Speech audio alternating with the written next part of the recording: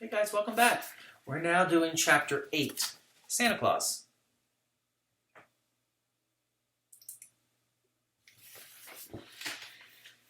Feels weird to be reading about Santa Claus when it's 80 degrees outside right now.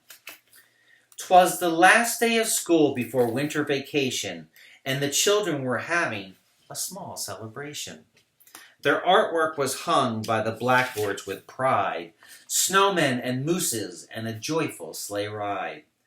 They ate homemade cookies, red and green ones, of course, when Kathy declared, "I don't believe in Santa Claus." She just opened her mouth and said what she said.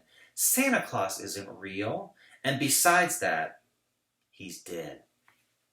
So you bet I will pout, and you bet I will cry. You bet I will shout. I'm telling you why.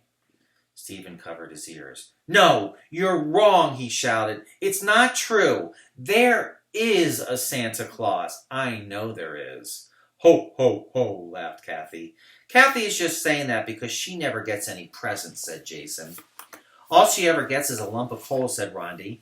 "Wrong," said Kathy. "I get lots of presents. My parents buy them for me. They have lots of money. They buy me anything I want." She bit off the head of a reindeer cookie. "The only thing that matters is how rich your parents are. If they have lots of money, then you'll get lots of good presents. If they're poor, then you'll just get crummy presents." Everyone tried to argue with her, but Kathy just asked them all the old questions like, how does a fat man fit down the skinny chimney? Or how could he visit everyone's house in the whole world in one night?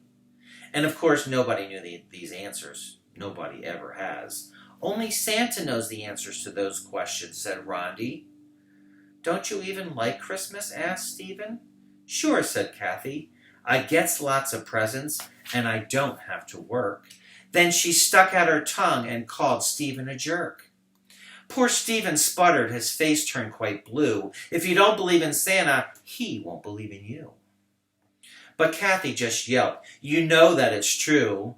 Do you still believe in the Easter Bunny, the Tooth Fairy, and Miss Zarvis too?"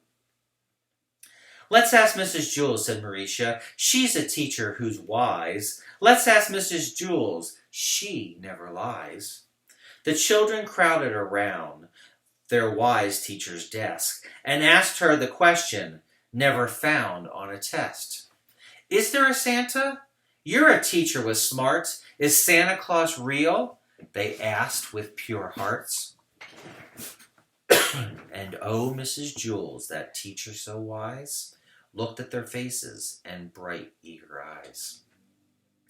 She had to say something. It was her job to reply. "Tell them," yelped Kathy, "that reindeer can't fly." Outside the window, snowflakes were falling. Inside the window, Mrs. Jules was stalling. "Are our parents all liars? Is it all just a trick to make us be good for fear of Saint Nick?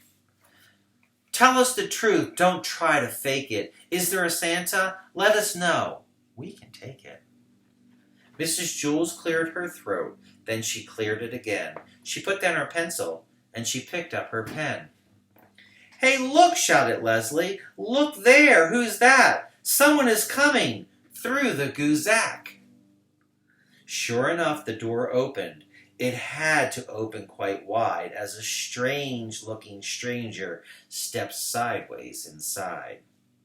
He wore a red suit and had a white fluffy beard, and even for Wayside, he looked pretty weird. His fat belly shook like a bowl full of jello. There was no doubt about it. They knew that fellow. It was Louis, the art teacher. "What are you doing in that stupid suit?" Louis asked Sherry. "Aren't you hot?" "Why are you wearing a fake beard?" asked Todd. "Is that a pillow under your jacket?" asked Jason.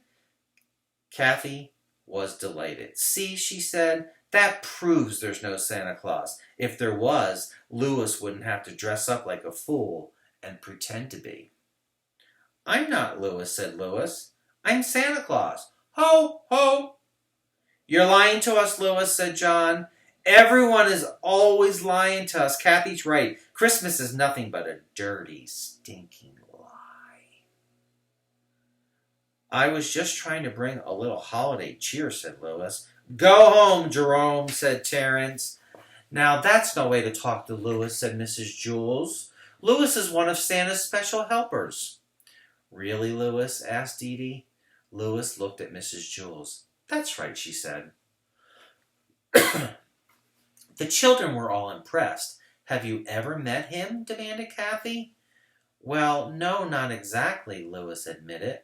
See, said Kathy, it's just another lie. You don't have to meet Santa to be one of his special helpers, said Mrs. Jules. Then how do you know what he wants you to do? Asked John. That's easy, said Mrs. Jules. You just have to be nice to other people. Whenever you give someone a present or sing a holiday song, you're just helping Santa Claus. To me, that's what Christmas is all about, helping Santa Claus. Can I be one of his helpers? Asked Damien. You bet, said Mrs. Jules. Hey, everybody, shouted Damien. I'm one of Santa's helpers. Me too, said Allison. There must be a Santa Claus, cheered Stephen, because it feels so good to help him. So the children all helped Santa in every way they could, by singing songs and giving gifts, and just by being good. But there is no Santa Claus, Kathy continued to yelp.